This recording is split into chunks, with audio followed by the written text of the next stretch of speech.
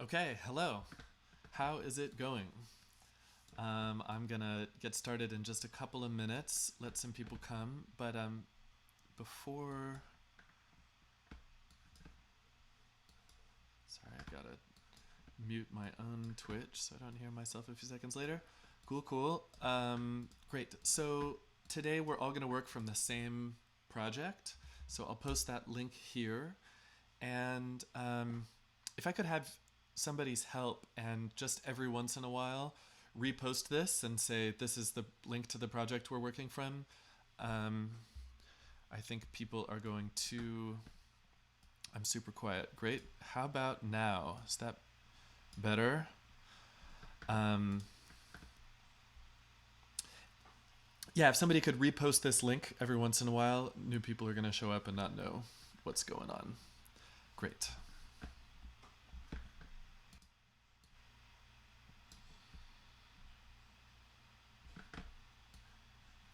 Thanks. Awesome.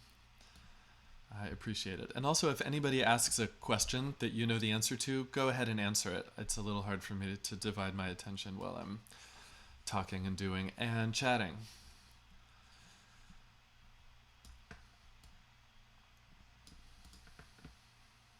If this is your first time here, you can scroll down to find more information about the course, including email sign-up, past class videos, written notes, our Discord server, and how to make donations. I went a little crazy with written notes today. They're really thorough. It's the most clearly and well organized I've thought this material through yet, and I spent a couple hours on it this morning. So I want to share those notes with you. They're in the class materials folder, but here's a link right to them if you want to follow along now.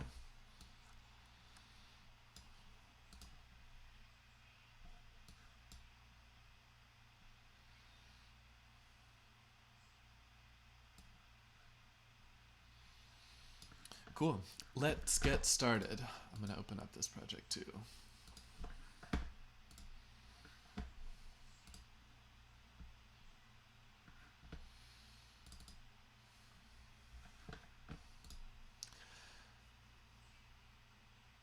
Okay, so today we are continuing a series of classes about mixing.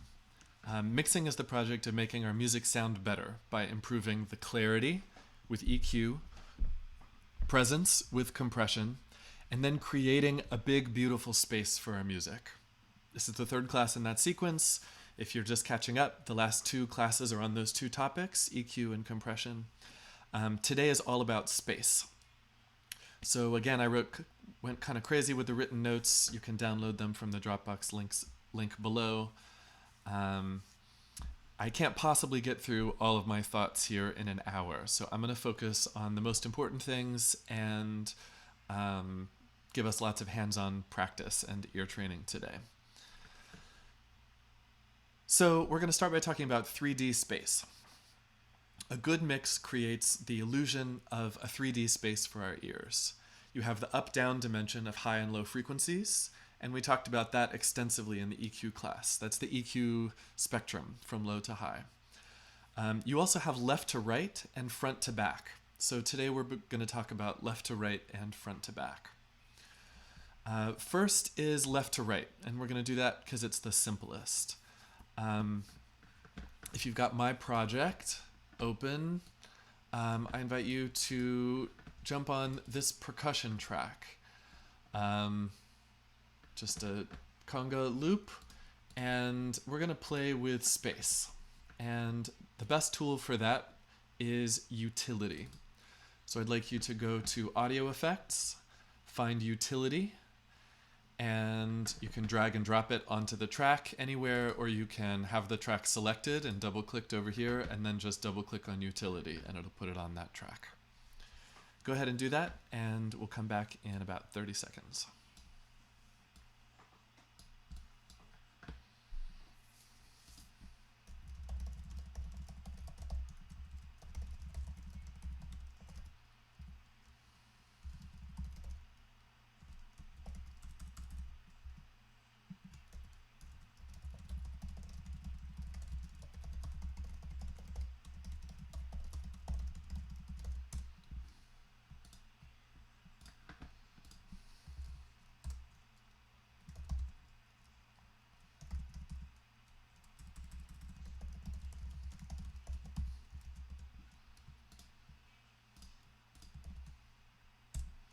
Cool. So you've got utility. This is a great little tool for working with the stereo image. I'm going to solo this track, loop a bar. You can select a bar and hit Command L to loop. And you guys should be hearing that, yeah? I'll turn it down a bit. Cool. As always, give me a shout if the balance of Ableton and my voice is wrong for you.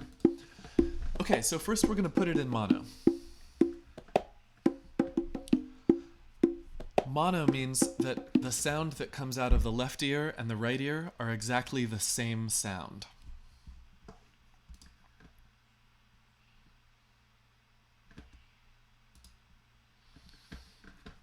From there, you can move some of the volume of that one sound, that one mono sound, from your left ear to your right ear.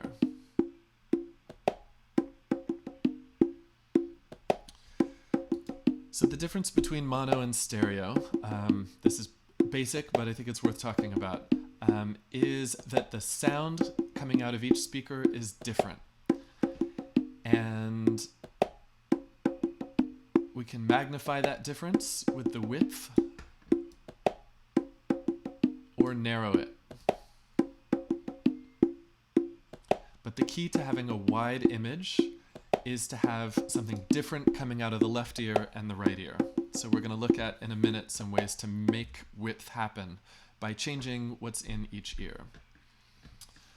I just want to point you also to bass mono. This is going to make everything below 120 hertz into mono, but not touch the rest of it. I do this a lot on drums and bass because we really want our lowest frequencies to be centered and not stereo, and I'll talk more about that later.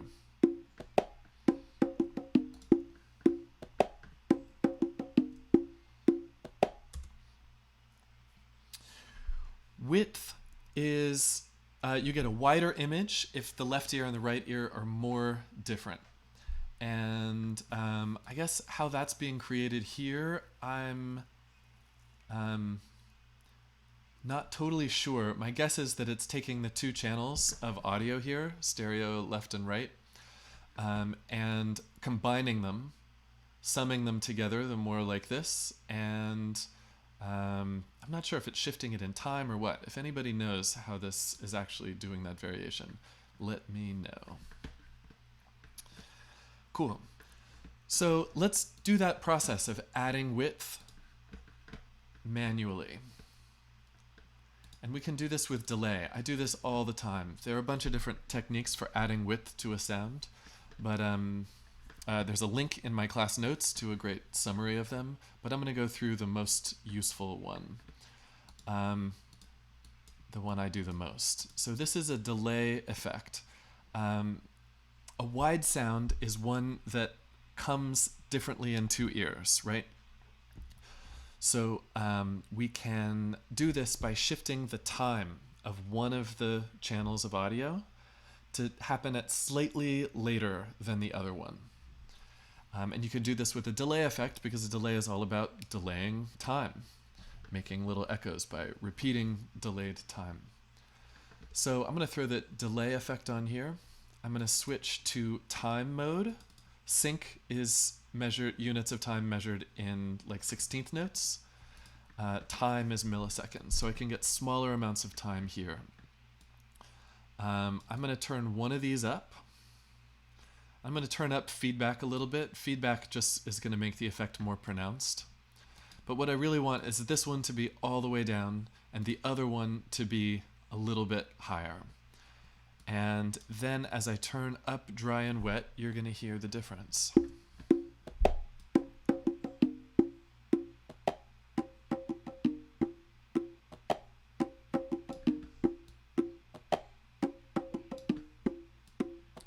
Very wide. Very centered. So why don't you take a minute and try this out.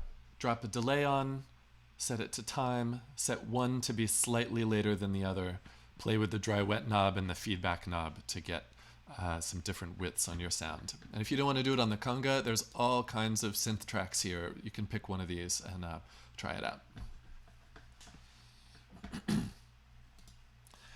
Yeah, you'll get a more dramatic effect if you do it mono first. This is getting a little...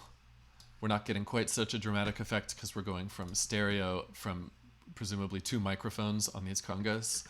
But we're still hearing it a lot, but you could get even more if you put it in mono first.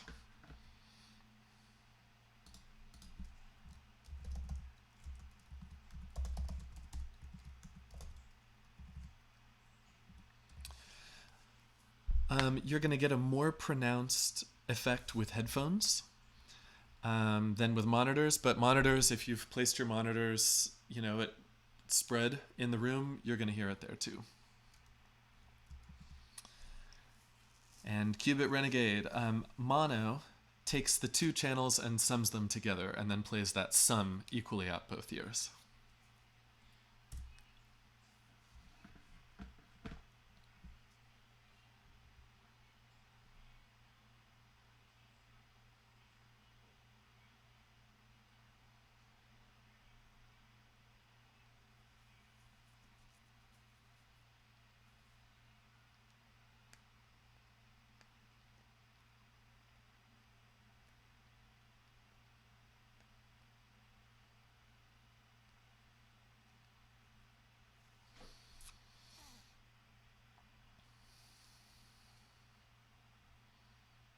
Cool, I'm going to move forward.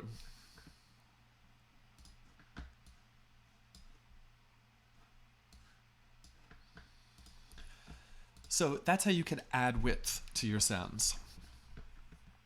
You can also add motion in the left to right dimension. And the easiest way to do that would be just to automate the pan knob. You can also, there's also a pan knob here. Up here, left, right, center.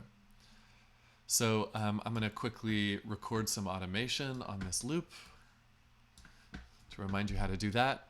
To record automation, we want to make sure that no tracks are record enabled. We want to make sure that this track automation arm is turned on. And then we can hit record and make any changes that we want.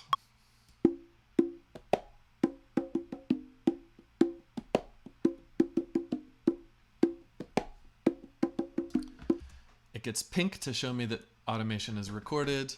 I can hit A and touch that control, and it'll show me the curve that I drew.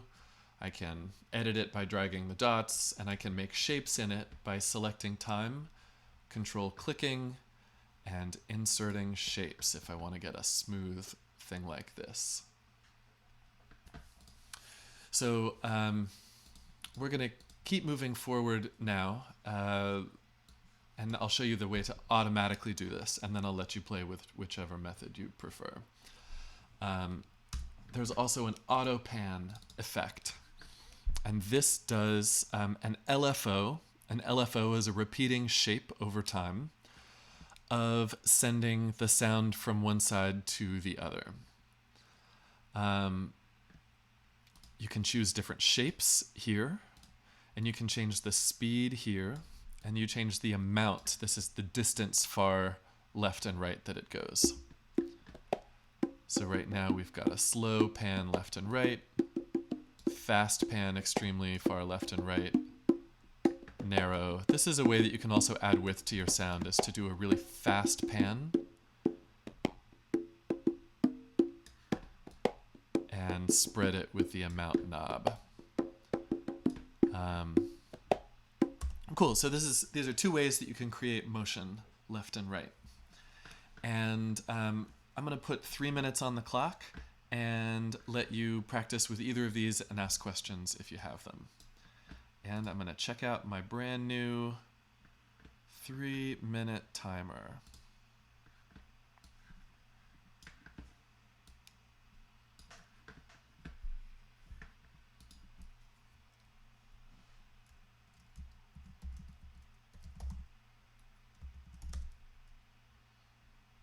Let me know if you'd like me to show either of those things again. And try it on whichever track you want.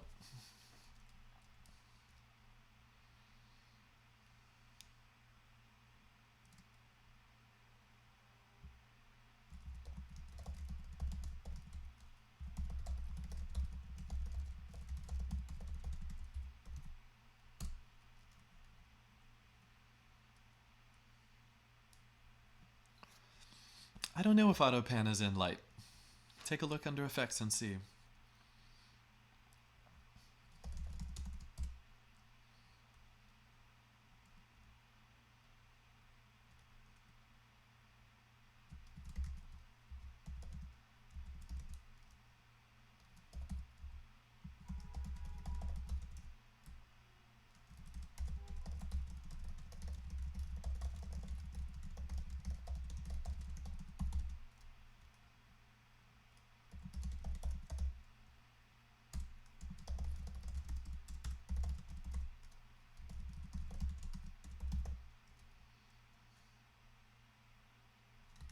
So to show automation, you press A, and if that doesn't work, it's because you have this keyboard turned on. And that means that A is actually playing the MIDI note middle C, or C. So turn that off, and then A will show and hide automation. It's also this button here.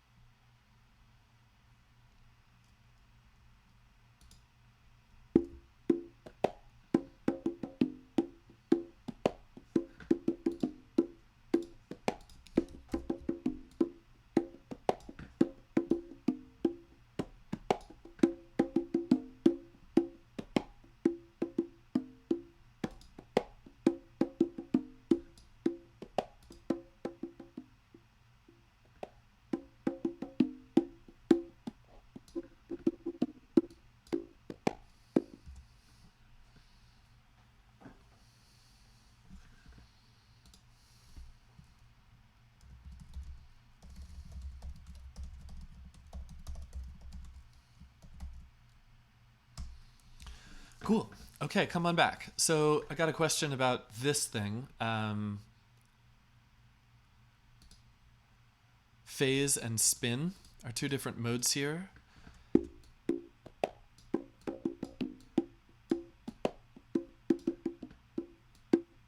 And I've never really played with it, so I'm not going to make something up on the spot. But I think you can hear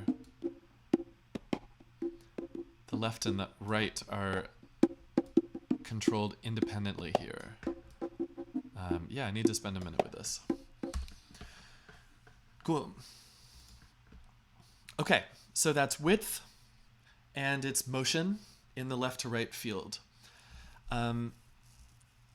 Panning decisions in your mix are really pretty simple to make. There's a really basic rule of thumb that you should use, which is low sounds put in the middle, and the higher you go, the more that they can spread out. So kick drum, bass, always put it dead center. You should also put dead center whatever is the whoever's the main actor in the piece. If it's the lead vocals, if it's a lead instrument, whatever needs to be center stage should be in the center. Lower sounds should be in the center for a couple of reasons. One, it's just kind of disconcerting and it can be even a little nauseating to feel something so heavy that should be the foundation of the entire picture lopsided. Another reason is that things that aren't, when low sounds aren't centered, then you're a lot more liable to get phase cancellation, which is when, actually this could be a good visualization of phase shifting, sort of. Like When the sound waves cross each other and go opposite, like this, where something goes high and something goes low at the same time, they cancel each other out. And this is just much more likely to happen with low frequencies because low frequencies are such big waves that they can get knocked out of phase easily. So you really want to have exactly the same signal coming out of the left and right speakers so that you minimize this kind of effect. And that's why I put bass mono on my mixes. Sometimes I'll put it right at the end on the mastering level. But yeah, above the foundation, centered, then you can make a whole world of things that circle around. Put your lead character in the middle, but then create an environment for them to live in with all the other kind of sound designy sounds.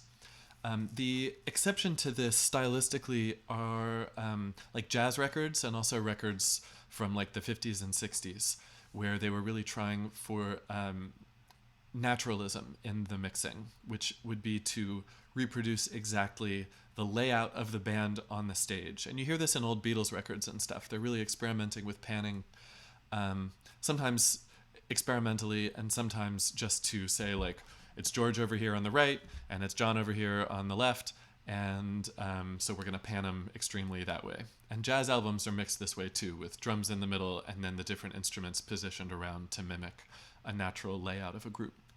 But pretty much all other music since the 1970s has figured out that a sound really sounds the best if the low frequencies are in the middle. You'll have a chance to practice this when we get over here to this bit of a track that I'm working on and thought I would bring in to work on together. Okay, so now let's talk about front to back, the depth dimension of our 3D space. This is created with reverb, and this is the most subtle but most important dimension for giving life and soul to our music. The illusion of depth is created by reverb, and at risk of talking to you like a 5-year-old, I'm going to just be really, really clear and start at the beginning of the idea as if you were a 5-year-old. So bear with me if this is not news to you. But let's think for a moment about sound flying around in space. Sound is waves, so you can actually picture ocean waves and not be too far off. In fact, I want to show you this really cool visualization that I found. And I'll post the link in case running it through my Twitch stream isn't very clear. You could check this out. But here is hands clapping with us seeing the sound waves. Boom, all these rings. I don't know if I'm streaming in high enough quality for this. So you could, if you want to check it out, grab that link, and it's at about 15 seconds.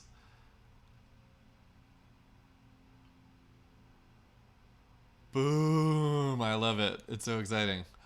So that's sound flying out. So those rings, those waves of sound, hit everything in the room. And it bounces off every surface in the space. And each of those echoes arrives at our ear at a different time. And each one of them is actually EQ'd differently because they're filtered by the material that they hit, the angle that they hit, and their conflicts with other echoes hitting from other surfaces, doing phase cancellation, which I just talked about. And it's also filtered by the shape and the position of our ears. If we didn't have flaps on the outside of our head, it would be much harder for us to be able to tell sounds behind us versus sounds in front of us, because actually our ears are filters changing the sound. And this jumble of sounds, this quiet chaos, blurs together in our minds and gives us information about the kind of space that we're in. The size, the materials, and even precise amounts about its information about its contents. I learned, it totally blows my mind, blind people have learned to echolocate, and they can ride bikes, avoid objects, go on hikes, just hearing reflections of sound, and like bats do. It's amazing.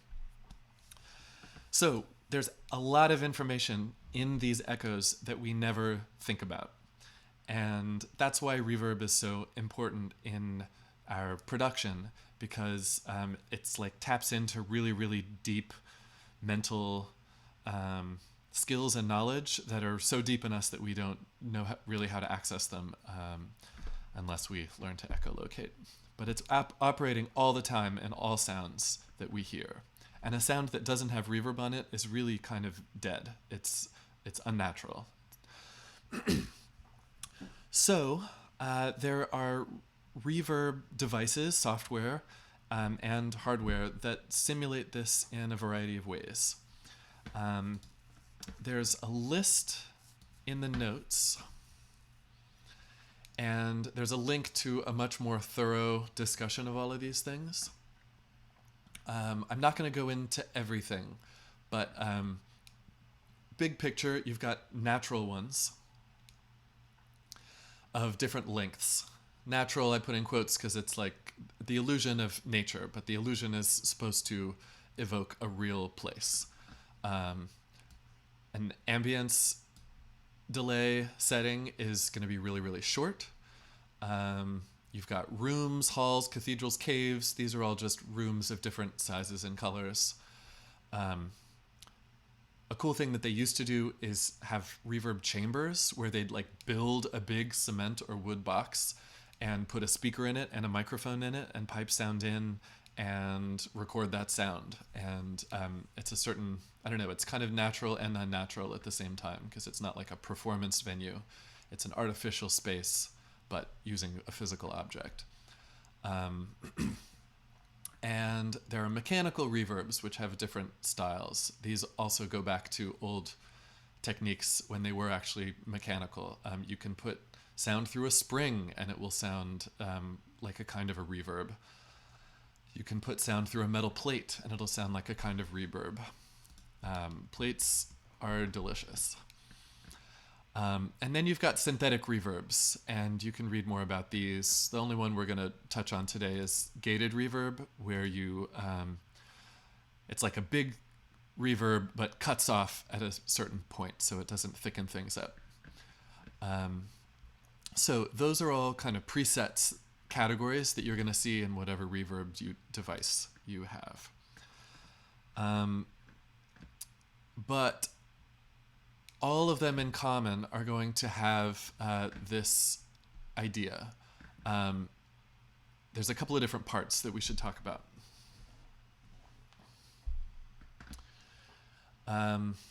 Yeah, I'm seeing your questions. We're going to touch on all of these things. Cool. So a reverb has a couple of parts, and I think the best way to get to know it is to dig into Ableton's reverb and actually hear each of these things. So I picked the conga because I think it's a great sound to learn how reverb works on. We get lots of taps, we get lots of musical events, and then there's lots of space in between, so we can hear the effect of each reverb pretty clearly. Whereas if we had like a washed out synth pad or something, it would cover the reverb, and so it would be hard to hear. So go ahead and go to the conga and put the reverb device on. Don't do one of the presets, we just want to do a plain, basic reverb.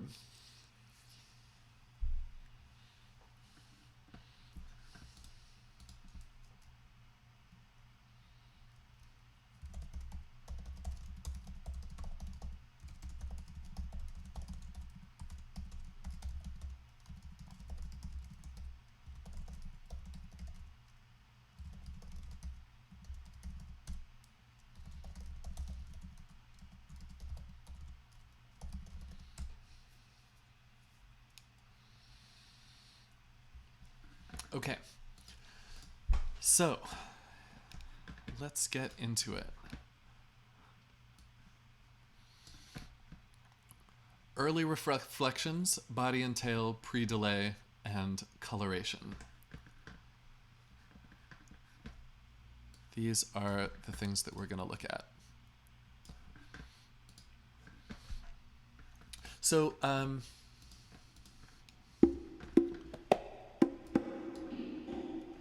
I'm going to turn wet up all the way, so we're just listening to the reverb, but I'll dial this back and forth sometimes. Okay, so there's two big parts of reverb. There's early reflections, which are the sounds that happen very quickly, and then there's a long tail, body and tail of the sound. Those have different volume knobs on this effect. So reflect are the early reflections, and diffuse is the body and tail of the sound.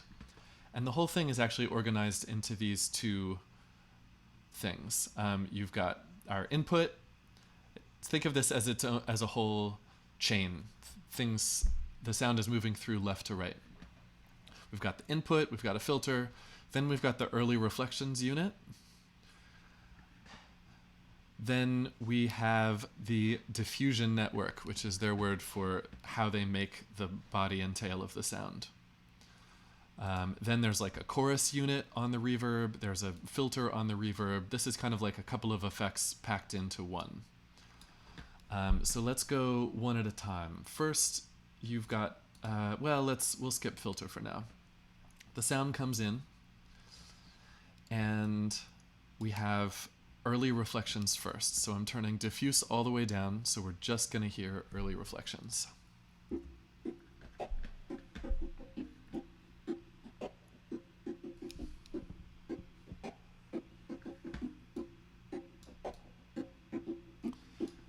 So early reflections sound actually a lot like the original sound, right? Here's our original sound.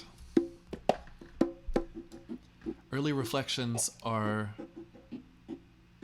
brief, and they're not too washed out.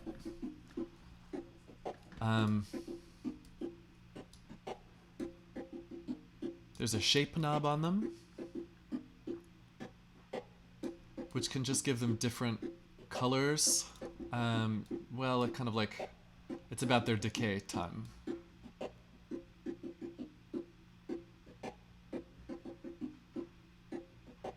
It says that smaller values, it decays more gradually, and large values decay more rapidly. Yeah, I guess I can hear that on this. It may be more pronounced on other effects, than other sources. So you've got early reflections. I'm going to mix the early reflection in with the dry sound. Totally dry.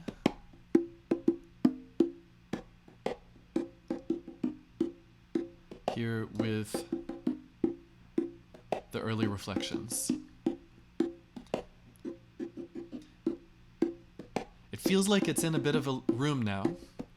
It can definitely tell it's less dry, but there's no kind of washy reverberation after. So that's early reflections. Before early reflections, there's actually a little bit of time. I'm going to crank it way up so we can hear it a lot.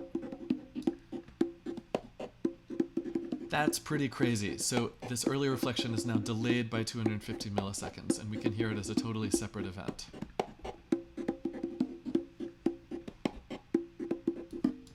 And here it is happening at exactly the same time. So this would mimic a really, really small space where the first echoes off the back of the room come really fast. And you can make more sense of space with a longer pre-delay.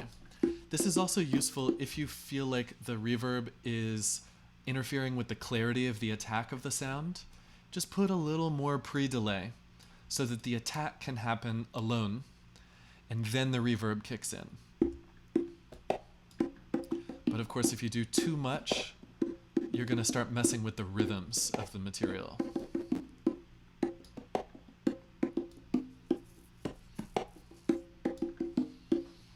So again, pre-delay inserts a little bit of time before the early reflections hit.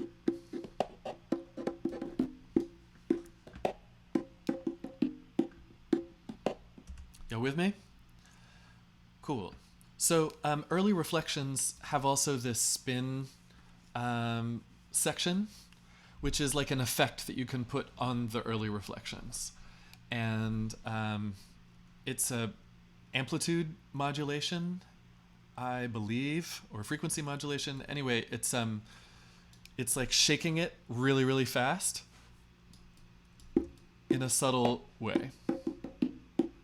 So let's just do some ear training and see if we can make some sense of this.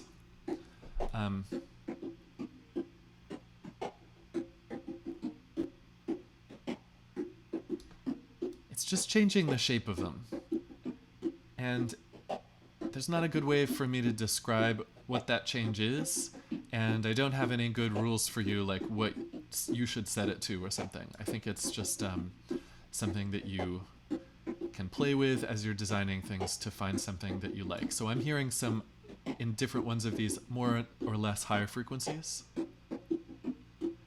This is kind of muted and a little less punchy and slappy.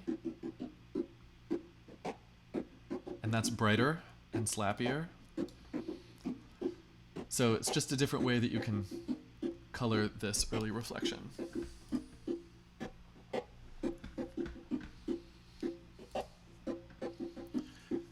Cool, so that's early reflections. I'm going to give you a minute to throw this on and turn some of these knobs yourself so that you can hear your own variation. So turn down diffuse all the way, turn up wet all the way, turn up reflect if you want to hear it better, and play with a couple of these things.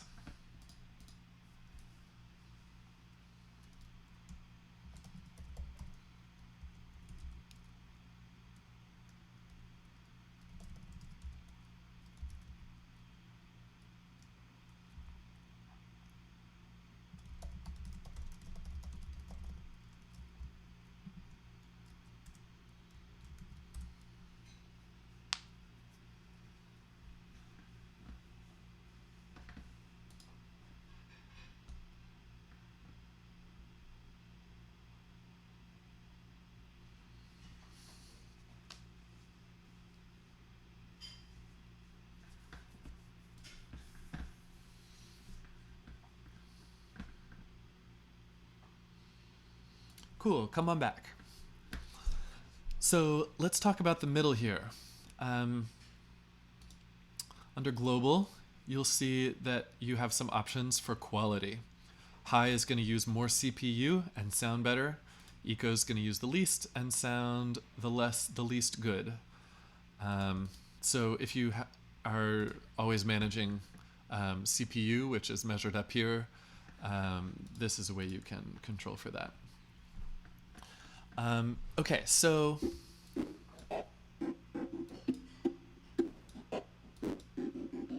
size and stereo affect both the early reflections and the diffusion network, the body and tail.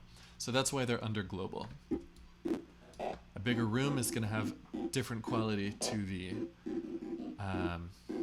early reflections. So let's look at the diffusion network, which is for the body and tail. So I'm going to turn reflections all the way off and diffusion up. This is all, you can think about early reflections as being like what's ever straight off the back wall. And the diffusion network is all of the different angles coming from all of the different surfaces in the space, bouncing around, running into each other, bouncing 2 or 3 times.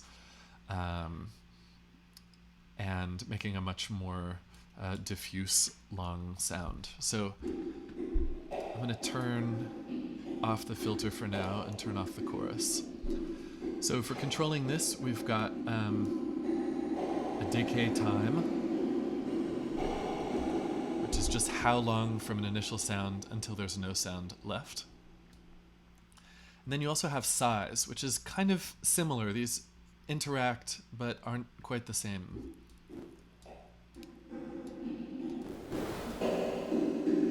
Size is about the mathematical model of the room, and then the whole idea of how the echoes go gets stretched by the decay time. So normally, a bigger size and a bigger decay time settings would make sense together, but so if you're going for something more natural, you can increase size as you increase decay time, but they're decoupled. You can play with different combinations of those things. Here's a cool button, freeze. I can hit freeze at any point, and then I'm going to hit stop, and you're going to hear.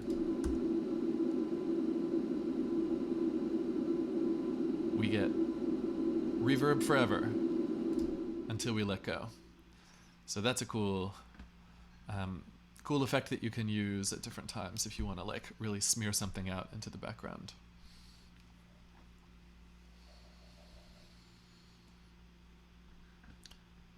Okay, so that's early reflections and body and tail. Let's also listen to density. Density is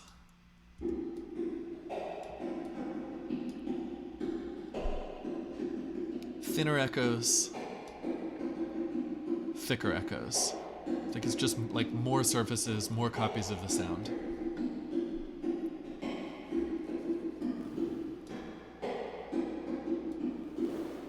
And this is a way you can get kind of brightness and darkness. So now we're kind of getting into color. So color is about EQ. We can think about EQ in this context. Color is like brightness and darkness. And so one of my tips for EQ, for reverb in general, is to always EQ your reverb. Think about what frequencies it's in and how those are going to interact with the rest of your mix, and use EQing the reverb to cure muddiness in the same way that you would just on an instrument. So here's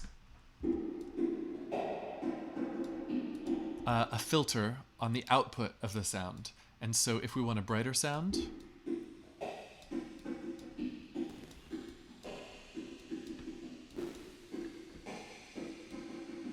we can do a low cut. If we want a darker sound, we can do a high cut.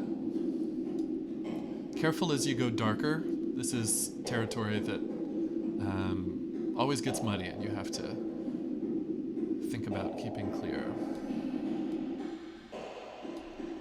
You can also filter on the way in. So again, the sound is flowing left to right through this unit. And if you don't want the reverb to respond to the low part of the sound at all, then you can do some filtering on the front end.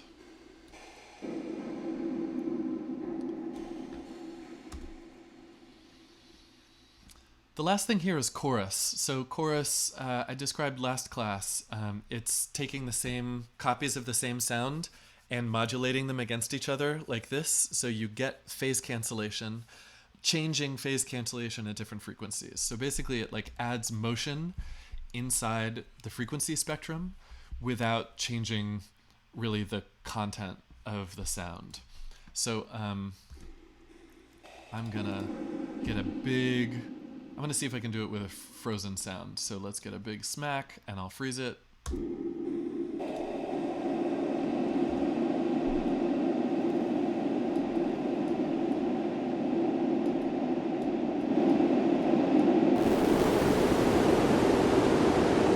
That's cool, but maybe it's not going through the chorus from here, from the freeze. I haven't checked this. But yeah, so the chorus is just going to kind of blur things and add a little texture to it. I'm not crazy about using it, and I'm not really sure when I would recommend doing it. But it's here. It's here for you. Play with it. So, a natural reverb sound is a mixture of early reflections and diffusion. And that's how you can construct a space and give it a color. So it's 1:45, and there's other things that I want to get to today. So I'm going to not set aside time now for you to play with this, but I highly recommend you go on a mission of ear training, where you turn each of these knobs, you hear how it changes the sound, and then what I haven't been doing is mixing it back in with the dry, because you're really only ever going to use a little bit. and how that dry sound mixes with the wet sound is something that you want to practice hearing. So go on an expedition, explore this thing. Then once you understand how it works and what the different knobs kind of sound like, if you really want to learn, you can pick different presets and think about why they set the settings that way to get that kind of sound. Filtering here and EQing after the reverb are, there's not a difference, except that if I have my reverb on my track like I do now, and I put an EQ after it, then the EQ is going to EQ not only the reverb, but also the dry sound. So I'm going to recommend that you always, or almost always, do reverbs on return tracks. So the track is just pure wet reverb, and then you can EQ straight on there. But if you're doing EQ in as an insert like this on a particular track, then I suggest using this.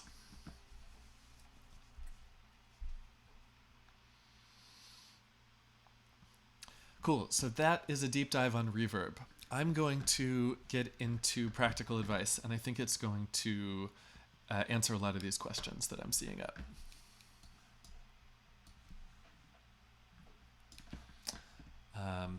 I'll need it down here to really follow along. So you guys can follow along on the notes if you want to.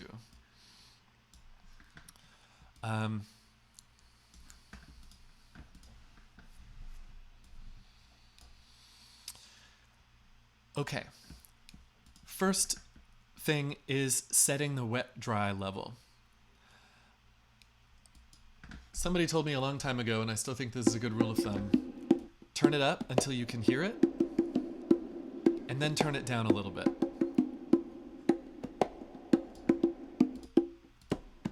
When you're in I'm listening for reverb mode, it's easy to turn it way up and really appreciate the sound of the reverb, think like, oh, that sounds great, I've just worked really hard to get a really nice sound, I want to hear it.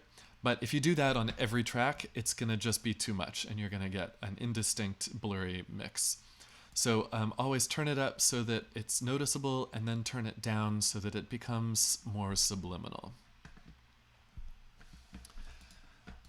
Second piece of practical advice is to use reverbs on return tracks. So return tracks, just to review, are separate tracks. They live over here and over here. And you can send to them. You have to open up your track a little bit, but then you get a box here. And this sends a copy of the sound of this track into the return. So I'm going to put this reverb here onto return, and then slowly turn up this. Oh, but we want this to be all wet. When you use a reverb on a return track, you want it just to be the entirely wet sound. So here I'm adding reverb by sending it from here to here.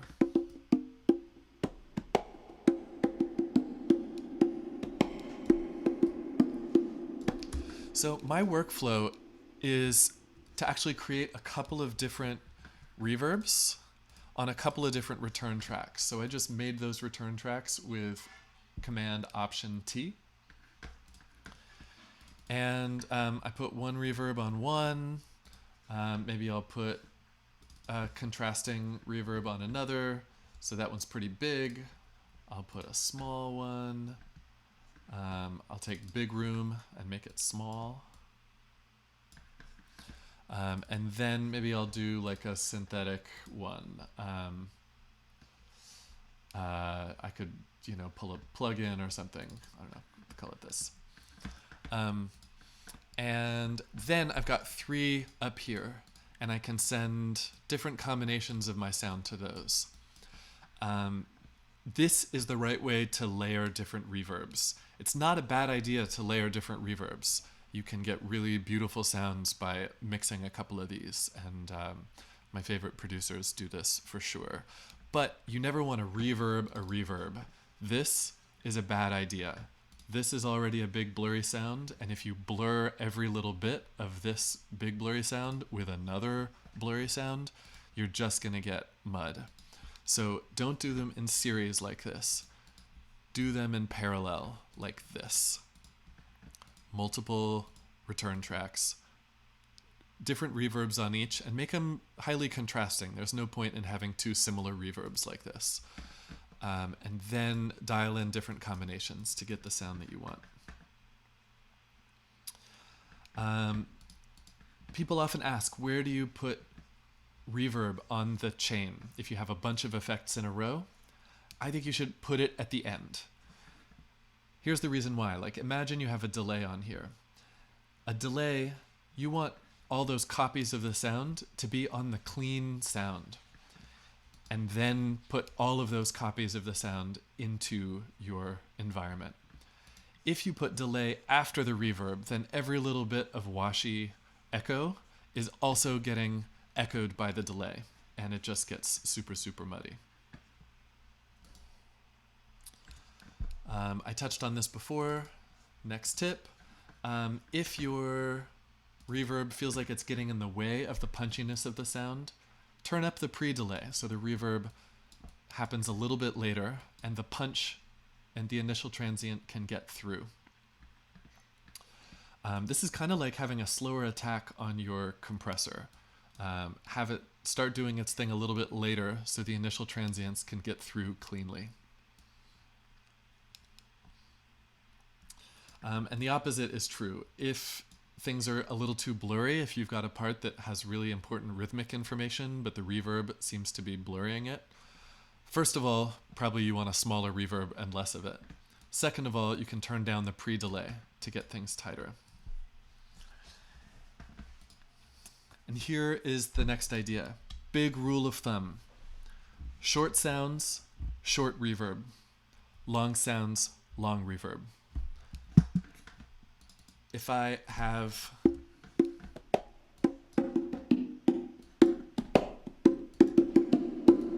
okay, so here's a really long reverb on this percussion. The reverb tail of each of these notes extends like this long, and so we just get this muddy, mushy mess as it piles up. Short sounds should be clear, and so their reverbs should also be short. So that sounds bad, but here's a shorter one and it sounds better.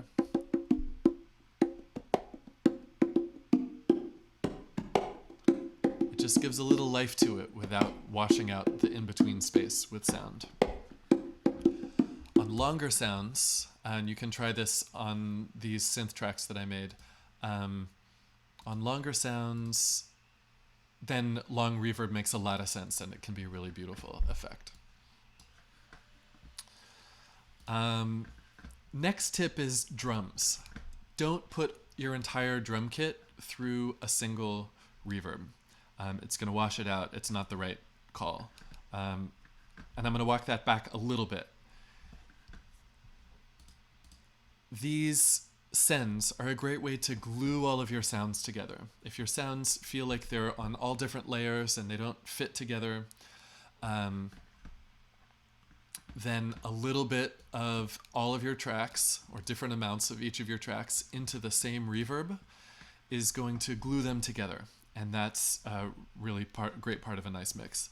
So yeah, take your drum track and send a little bit of it into the same reverb that your other tracks are going into for that gluing possibility. But in general, when people are working on a drum kit sound, they're putting different reverb on each drum. And just to demo that a little bit, I've separated out my drums here in this thing into the drums and the clap, because I want the drums to be punchy and present, but a clap or a snare is actually a great place to have a big wide space. So that sounds great to me. Those claps are huge, they bloom, they fill out the room.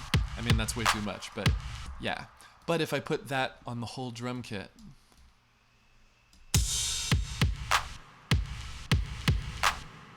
then I start to get that kind of muddy piling up. and the drums aren't as present as and punchy as I want.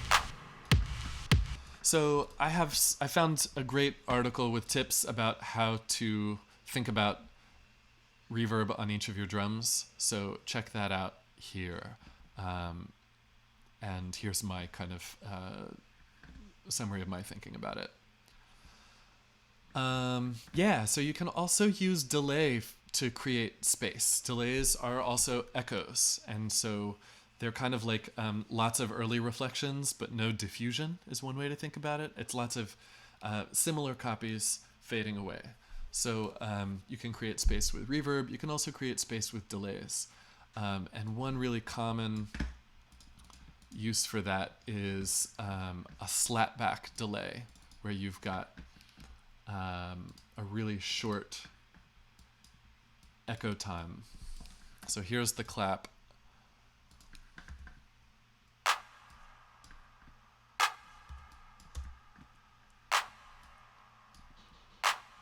There's just this kind of bigger slap to it. And of course, then you get the width spread also. So that's what a slapback delay is. It's just a really short delay time, and it's kind of like making an early reflection. So that's a cool thing that you can try. It's a vibey choice. Cool. So last, I've made a list of reverb plugins that I use. I don't have anything fancy, but I really like each of these things. And also there's a free one.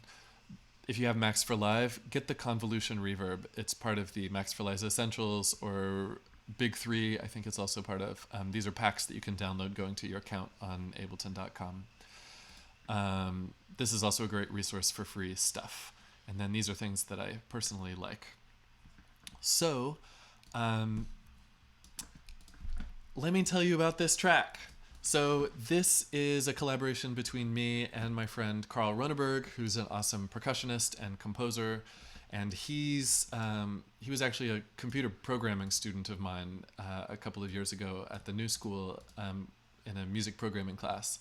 And he's written a program that lets him write these kind of quirky micro rhythms, he calls them, that are like not on the normal grid. And he's been giving me audio of these grooves he's been writing, and I've been doing sound design and picking notes to kind of turn them into songs. So I just grabbed a couple of bars of this and rendered them down, putting a bunch of them into mono. And so my assignment for you is this, if you want to practice.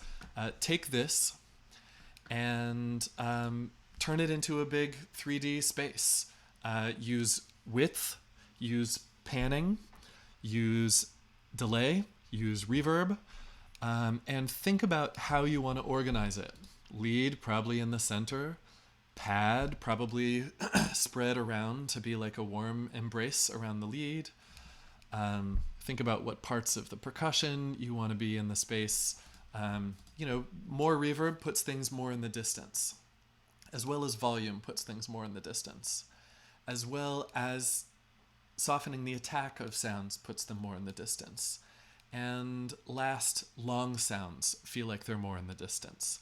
So as you're constructing a depth and width to these couple of tracks, think about how you can create nice three-dimensionality, keeping parts out of the way of other parts, and creating like a warm embrace for the lead elements.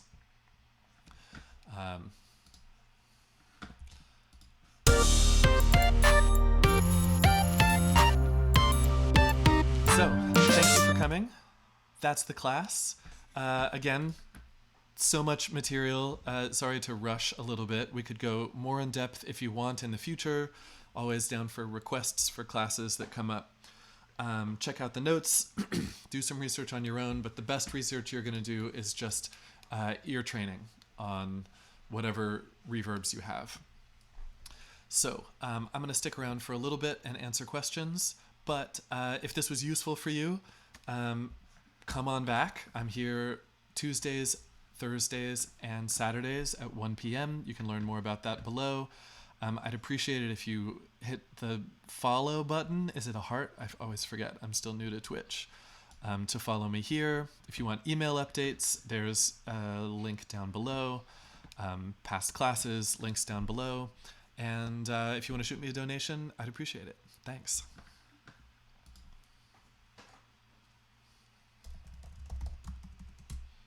Thanks, and I really appreciate it when you say hi, ask questions, and say bye at the end, so that, I don't know, I feel like there are people here. I appreciate it. Yeah, next week's topics.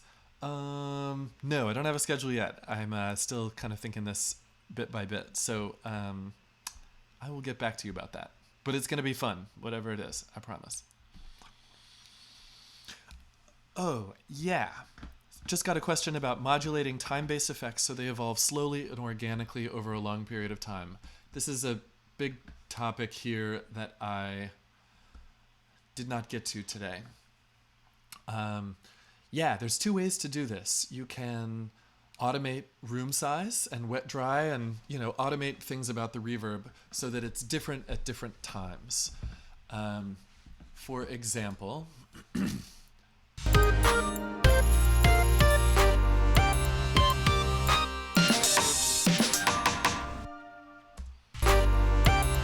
maybe this section ends, but I want there to be a long kind of hangover reverberation from one of these layers. I could do some automation. Here's my send to the really big space. But I don't want it on there all the time or it's going to wash it out. So I can automate it. I click it, I hit A, and I crank it up right at the end. And then I'll get this tail.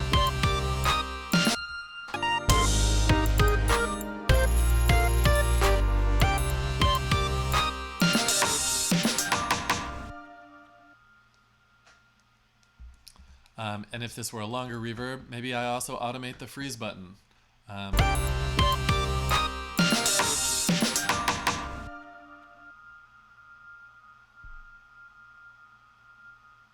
Nice.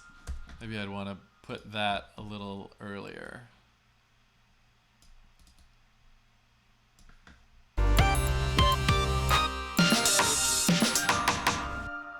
Oh, hey Gloria, thanks. Yes, there's a Facebook page. You can follow me there as well. I'll put a link on this page.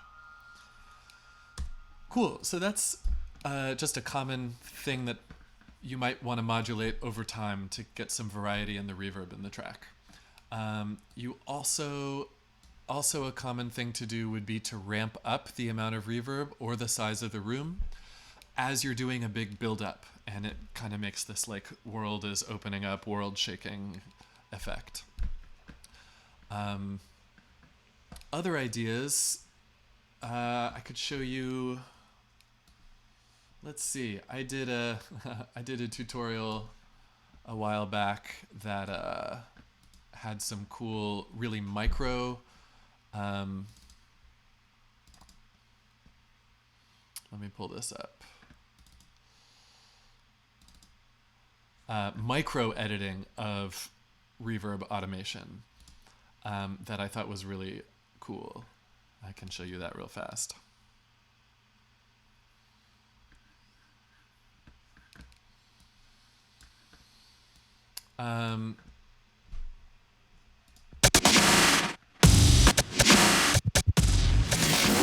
So making a kind of a beat like this. Let me find my reverb.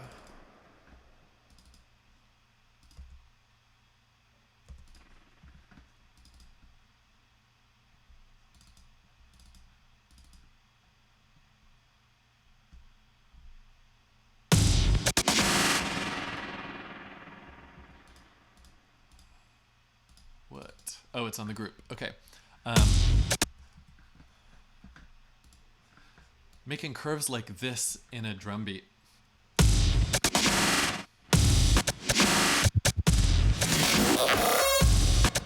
So the idea here is to turn up the reverb when sounds are really big and punchy, and then turn it down when they're really short and precise. So their little crispy stuff like this happens dry, so you can hear it clearly, and then the really big hits are the reverb is high, so that they sound even bigger.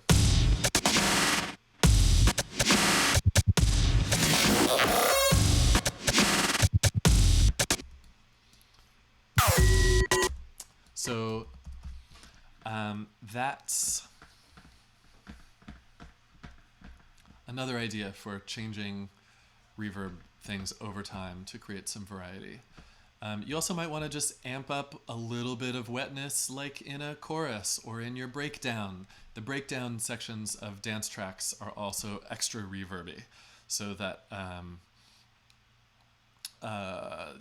they kind of make that washy kind of hangover-y world happen. And then one last idea to answer your question, JSB, about modulating time-based effects over time. And that is, I wrote about that here. Yeah, you can print your reverb and edit it like audio. So my favorite engineer who I've learned a ton of stuff from, Chris Botta, he does this all the time, and I have started doing it too. He does it on vocals, and I think that's a great choice. You record with resampling, like from our last class. You create a new track and say, I want my input on that track to be my reverb. And then record the reverb, just the reverb, wet, for the entire vocal track. And then he'll do that with a different reverb. And then he'll do that with a third reverb, all really contrasting. Like one will be a long plate for an ambience in the back. One will be a really short kind of slapping plate for a room for something more natural and close. And then one will be kind of more surreal, sci-fi, synthetic. And he'll record all three of those layers. And then he'll actually go in and edit like a breakbeat, cutting things out, duplicating things, automating on a small level, scooting them around, so sometimes they come a little later than other times. And he makes a collage out of these things that makes a really, really exciting, beautiful, kind of hyper-produced, surreal world around the voice. So think about how your reverb can also be manipulated if it's audio. Another trick is to record some reverb, reverse it, and then use it as a lead-in to the entrance of the voice. And as I put in my notes, I first noticed this when I was like 12 years old on an Ozzy Osbourne album, and from then on I thought, okay, that's the Ozzy Osbourne sound, is this kind of like fade in of reverb before the voice starts. Cool. John Luigi's asking where the pitch plugin on MIDI is. It's one of the MIDI effects. So it's under here, under MIDI effects. Pitch. And also on a clip, if you have audio instead of MIDI, you can open it up and turn the transpose knob here. Or detune if you want to transpose by less than a half step. Okay. Chris Scherer, what's up, man? Is there some synth track in addition to the drums? Is this on this glitchy thing?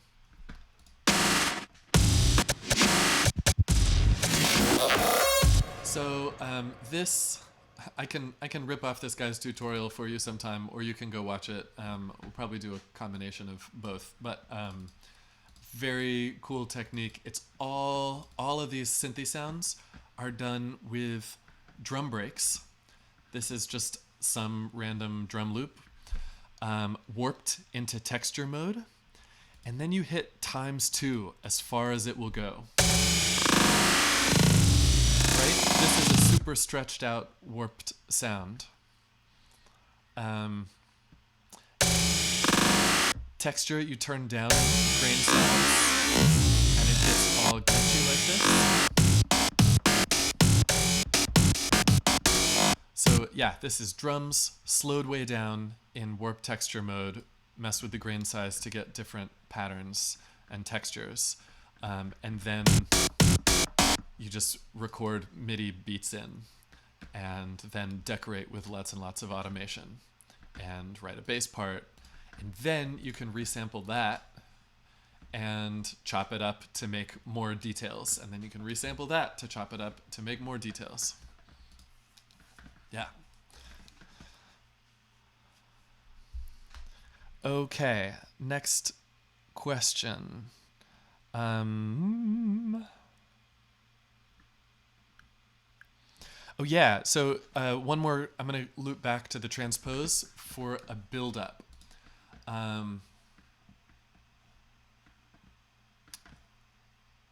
So this isn't quite the right place to work on it, so I'm going to go back to the other one.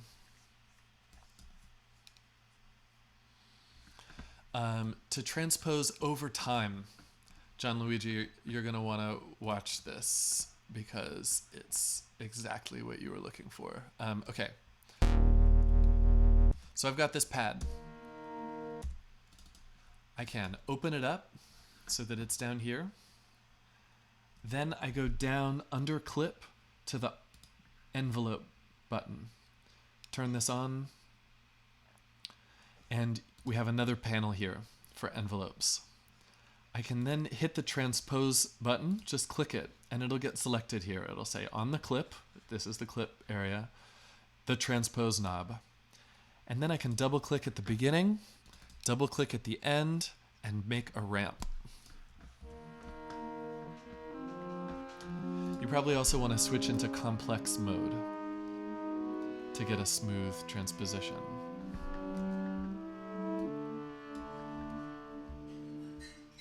So now I'm sliding up and up and up. And this is how they make risers for build-ups.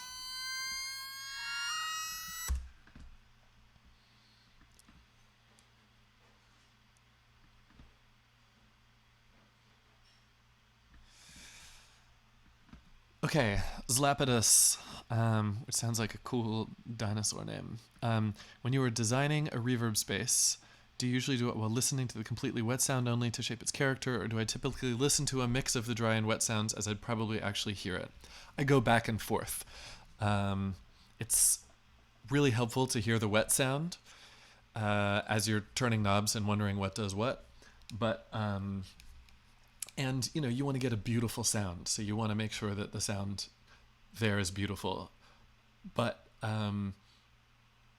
how it interacts with the dry sound is the most important thing. And so you could get a beautiful long tail on your reverb and then mix in the dry sound and realize that it's competing with the frequencies and it's too long, and so it's messing with the rhythm. So yeah, you got to go back and forth.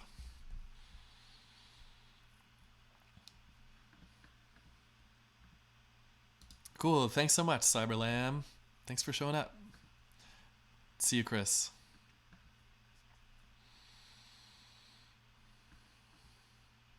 Cool. So if there are any other questions, I'll stick around. Otherwise, let's just meet up Saturday. I should have made an announcement. So next Saturday is studio class, and we've got a project by one of our students. I'll grab his name in a minute. And we will take a look at it and just see what comes up. Yeah. Cool. Non-space questions. Live seems to have a lot of shrill, aggressive stock sounds. Looking to do a lot more chill, vibey hip-hop, neo-soul kinds of stuff. Yeah, the best thing to do if you want to start honing in on a genre pretty quickly is to go find sample packs, and there are tons of them out there. People want to give them away for free. People want to sell you. There's lots of cheap stuff and free stuff and pay what you want stuff. So just search for the genre and sample pack, and you can start from there. Yeah, it's true.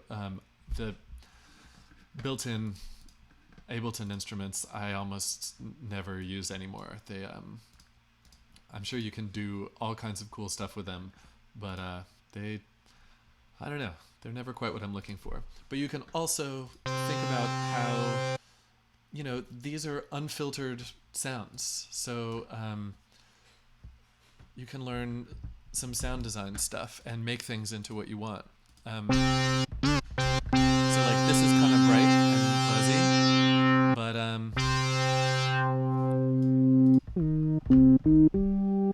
like that, and then more of a amplitude envelope on the filter, envelope 2.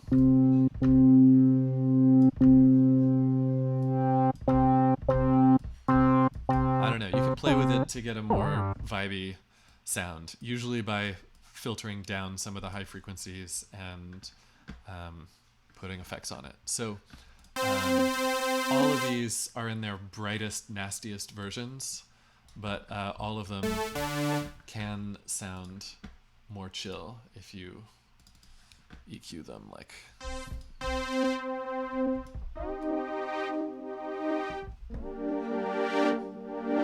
You can make things like this happen automatically. This kind of opening up thing is more of kind of a funky, vibey soul thing, which you can do with auto filter and the envelope.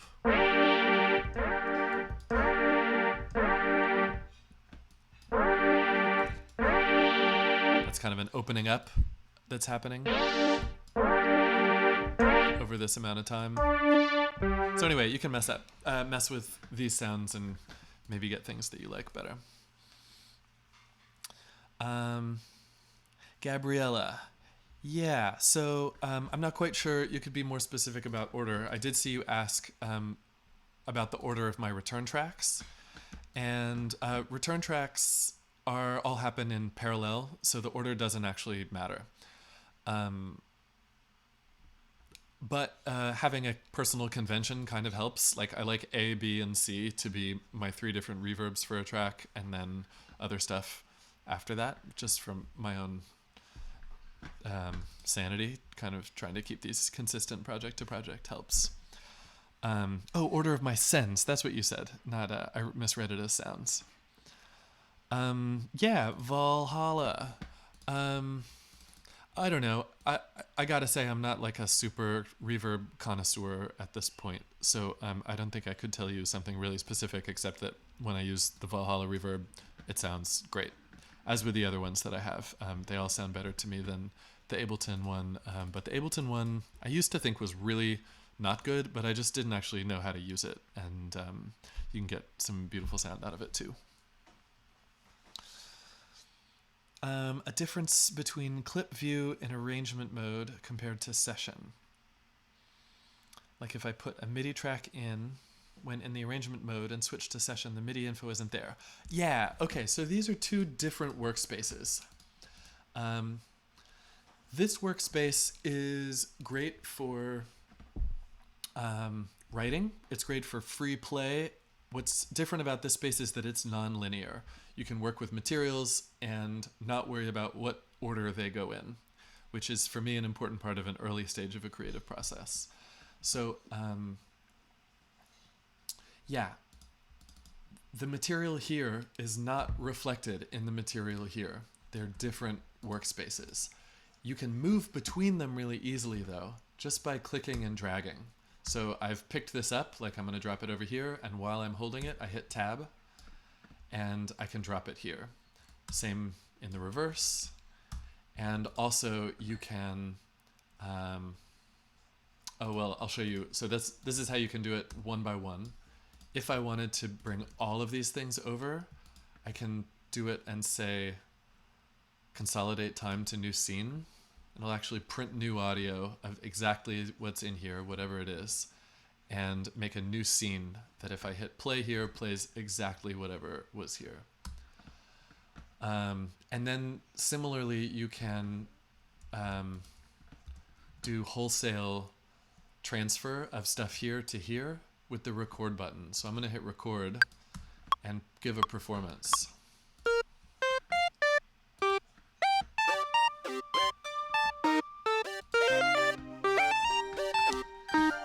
fade in my pad.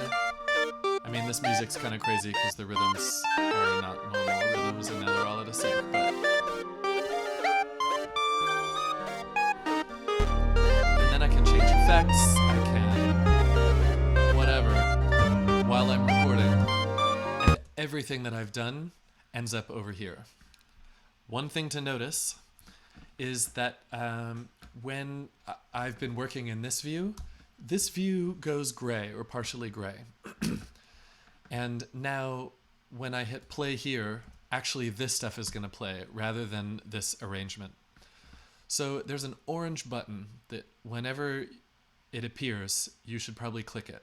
This orange button is going to return us to the arrangement. Everything becomes full color.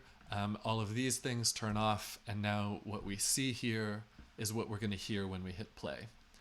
Similarly, when we're over here in this mode and we make some changes, so I've made some changes to automation.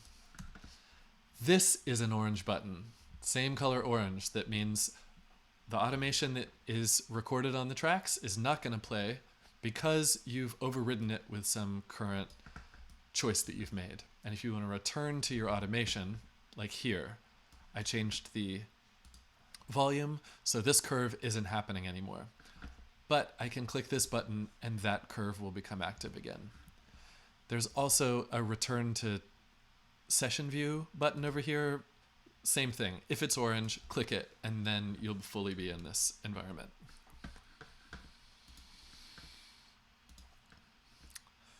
Cool. Maddie Few wants to know about the matrix in the wavetable. Yeah, I can give you an off-the-cuff one, but just so you know, we're going to do a sequence on synthesis also, and we'll take a look at wavetable, operator, analog, all of the built-in ones, and you'll learn just sort of in general how a synth works, and so you can figure out other ones. But yeah, let me grab you a wavetable thing and I can give you a short answer.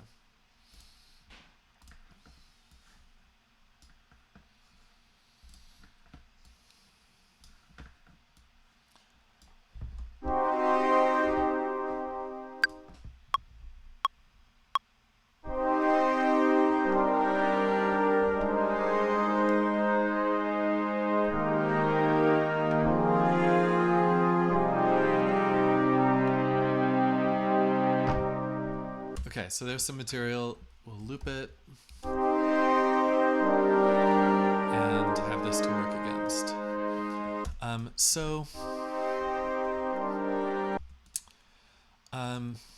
Over here, you have different envelope shapes. So amplitude envelope, this is just the volume, fades in, peaks, plateaus, and then when you let down the key, this is how long it takes to fade. The same effects, the same shapes can be drawn that modulate different things. So here is like a slow fade in, an attack of 2.5 seconds, and then let's do a really fast decay to the sustained volume level, which is, we'll do like half the peak volume. And then, yeah, we'll leave it there. So this is just an abstract shape. This is like turning a knob over time, turning it up, suddenly turning it down, keeping it level, and then turning the knob all the way off. The matrix is how we hook this shape up to a particular knob. So let me see if I can, I don't use wavetable much, so you're really seeing me wing it here, but I think I can do it. So envelope 2, I'm gonna take it off of all of these things so that it's totally clear, simple. It's doing nothing right now. If I turn up pitch, then this is how much it's going to affect the pitch of the note. Let's listen to it and see how it tracks the pitch.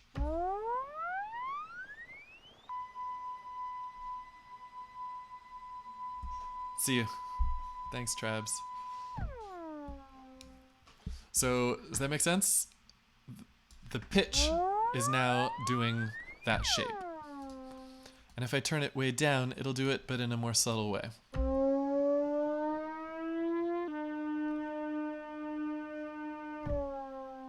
So it's not the huge range. So this you might want to do for like a... Oh, I don't know. Never mind. We'll keep going. But yeah, so a pitch envelope. And then you can map it to all of these other things. So anything... Oh, it's cool. It shows you here what you're turning. That's really helpful. So this knob is that filter. So if I map envelope 2 to that filter, then we get this.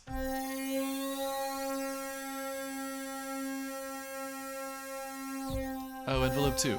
I messed up my really dramatic one. So here's the really dramatic one. Let's do like 5 seconds. Take all day. Oh, 5,000 milliseconds.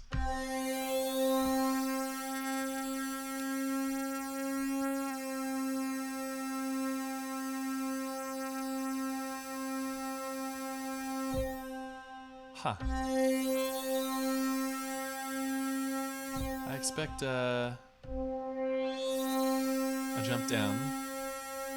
Oh.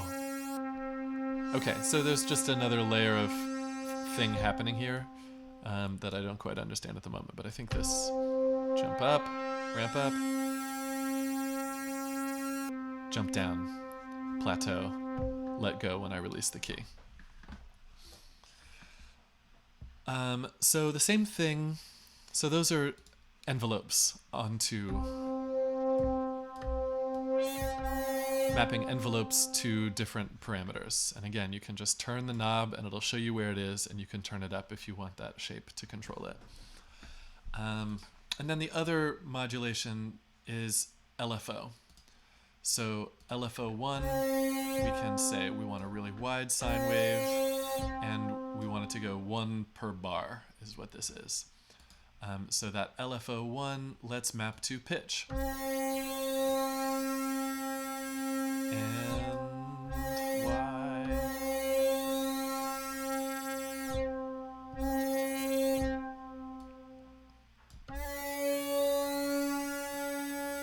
So, oh, I see. It's... Maybe we set the distance. Anyway, if somebody knows better, you can chime in what's happening here. But maybe we'll... Resonance.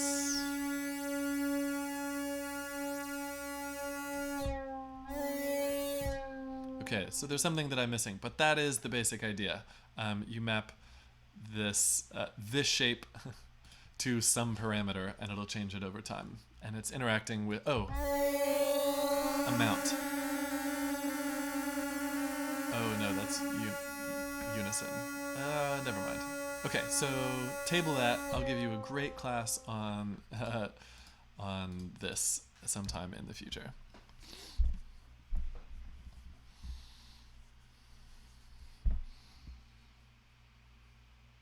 Thanks, Lapidus. I appreciate you coming by, and I'm glad it's working for you. Come back.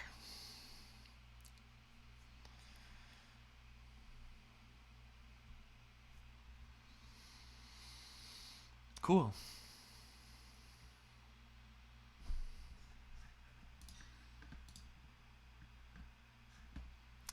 Well, if there are no other questions, see you Saturday. Yeah, thanks, Maddie Few. Appreciate it. Thanks, Gabriella. Send me your music. I want to hear what you're working on. All right, signing off. Thank you. Adios.